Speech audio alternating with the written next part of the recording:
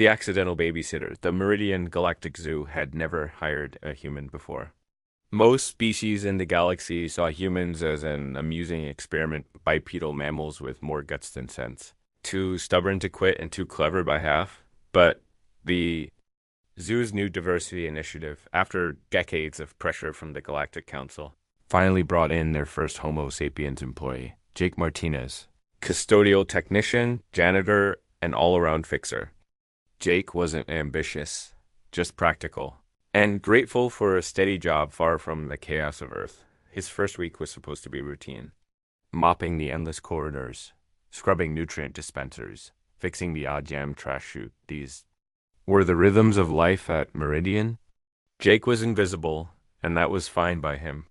He only caught glimpses of the zoo's more famous resident creatures that made apex predators on Earth look like pampered kittens. The biggest, baddest of all was the Vorak, a being so feared.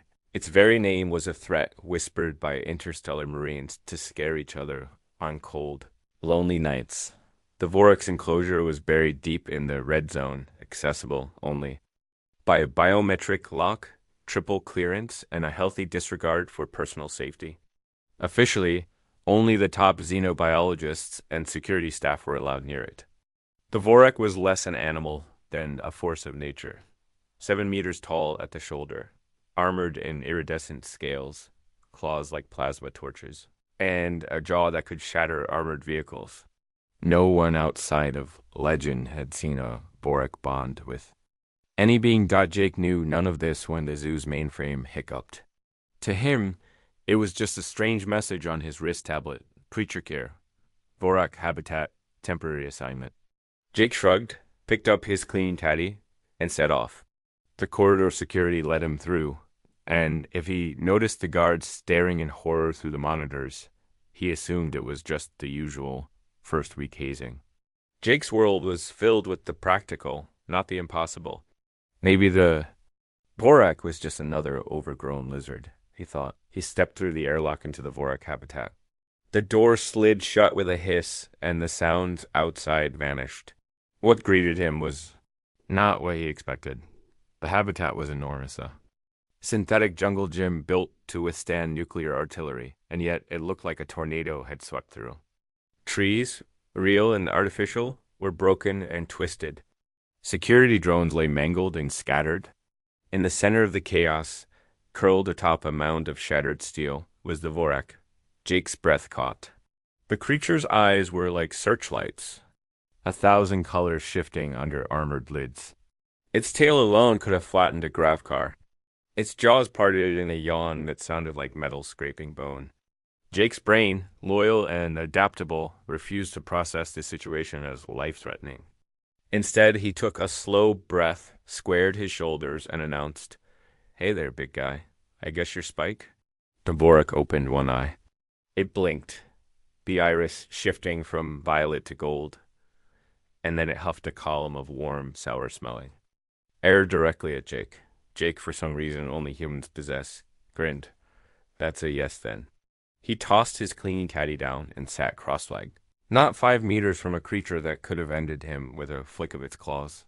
The zoo's entire security team stared at their monitors in horror. Keeper Zelian, the proud but overworked director, frantically paged Dr. Kelvac, the head xenobiologist. "You assigned a human to the Vorak?" Kelvac sputtered, antennae twitching. "No, it's a malfunction. He'll be vaporized." But as they watched, the unthinkable happened. Jake started to talk, and maybe because the Vorak had never heard kindness, or maybe because it was just as confused as Jake, the beast listened. "You look bored, Spike. Want to play fetch?" Jake found a chunk of twisted metal and lobbed it gently across the habitat. The Vorak watched it land, then looked back at Jake. "Not a fetch guy." "Okay, how about sit?" Jake patted the ground. The Vorak tilted its head, then, with earth-shaking slowness, sat. The moment passed in silence. Jake grinned. The Vorak huffed again, this time a sound that vibrated through Jake's bones. It sounded suspiciously like a purr. "Good boy," Jake said, patting the ground in approval. The Vorak's tail thumped, clearing the floor. From that instant, the fate of the Meridian Zoo and perhaps the Galaxy Dash shifted from monster to pet, and viral sensation word spread fast. Within hours, security footage of Jake's interaction leaked onto the Galactic net.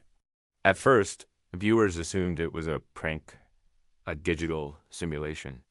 But as the hours turned to days and Jake continued his babysitting, the impossible became undeniable. The Varak, once the terror of three-star systems, now waited at the door each morning for its human keeper. Jake brought structure feeding, times at 080, 1200, and 1800. Playtime after, nap when Spike seemed grumpy, and a strict no-eating the tourists rule that he enforced with the same tone he'd used on his nephew's dog back on Earth.at. First, the Vorak was confused. It watched as Jake set up challenges with maintenance bots and toyed with puzzle feeders. It brought Jake gifts, a chunk of broken wall, the twisted remnants of a security drone, a spark plug from who knows where. Jake accepted each as if it were a priceless treasure. You really put effort into this one, Spike. A plus for destruction. Spike, as Jake insisted on calling the Vorak, began to change. The creature learned commands sit, stay, fetch, even, roll over, though this last one caused minor tremors and a facility-wide alarm. The tail wagging began, a seismic event, but also a signal of trust. Jake started riding on Spike's armored back to clean the high beams, which became a daily ritual watched by millions across the galaxy. Kids wanted Spike plushies. Adults argued on forums about the ethics of domesticating apex predators. Alien staff, especially Zelian and Kelvak, alternated between panic and awe. I have never seen a Vorak behave this way, Kelvak admitted, scribbling notes furiously. Neither have I, Zelian muttered, watching Spike and Jake play catch. And I am very much afraid we will not survive this discovery. The pair's relationship deepened. When Jake left, even briefly, Spike grew anxious pacing, sniffing, lowing in distress. The first time Jake took a full lunch break, the Vorak howled, a sound so mournful that the entire habitat trembled. Zoo security panicked, fearing an escape attempt. Jake returned, sandwich in hand, and found Spike in a near frenzy. He knelt, spoke softly, and the beast immediately calmed, pressing its massive snout into Jake's shoulder, with almost puppyish relief that it wasn't just affection.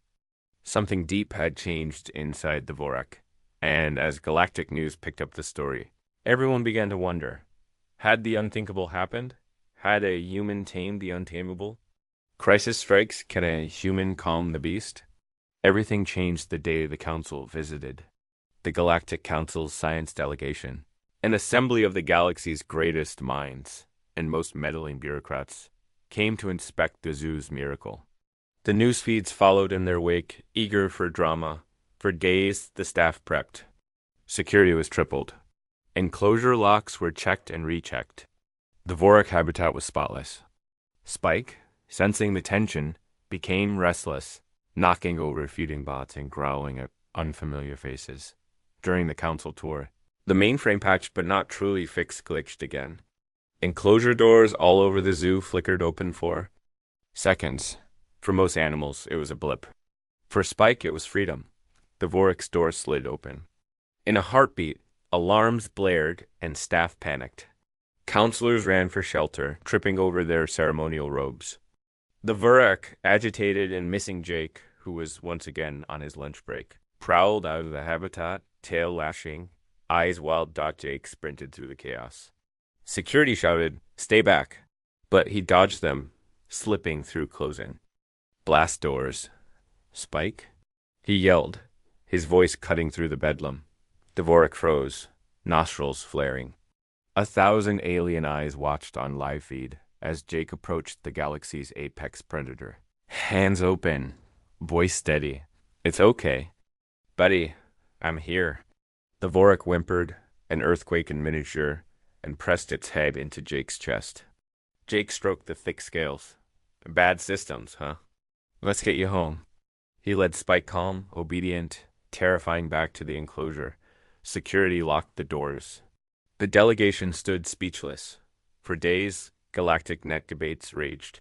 Was this human a wizard? A madman? Or had humanity, for the first time in history, formed a real bond with a being so alien, so dangerous, it was thought unbondable? Jake and Spike, meanwhile, simply resumed their routine, unfazed by their newfound fame. The political fallout and a wild proposal. Council meeting that followed was the most watched broadcast in galactic history. On one side, conservative. Voices warned, humans are too dangerous, too unpredictable to trust with apex life forms. Others argued, this is proof that empathy and patience can succeed where force fails. Jake was summoned before the council, standing alone at a table flanked by armed guards and cameras. Zelian, for once, was silent. Dr. Kelvac, now Spike's greatest advocate, spoke for him. Jake answered questions honestly, explaining the human way. You can't just expect fear to work. You have to build trust. Even the scariest animal wants food, respect, a little company. I treated Spike the way I'd want to be treated, like a person, not a monster. Dr. Kelvac presented data. The Vorac's neural scans showed increased activity in empathy-related centers. Stress hormones dropped. When Jake was present, its entire psychology was changing. The council was divided until Keeper Zelian, desperate to salvage his career, made a bold suggestion. If this bond is real, let us test it. Let Jake and the Vorac travel to other worlds. Show the galaxy what the human touch can accomplish. A tour was approved under strict supervision. Jake and Spike became the galaxy's most unlikely ambassadors. The dad of monsters, a new galactic era. The tour was chaos, brilliance, and transformation. On each new world, Jake and Spike faced a new, impossible challenge. Aggressive apex predators. Misunderstood monsters, creatures thought untamable. Jake applied patience, empathy, and practical wisdom. He talked, played, set routines.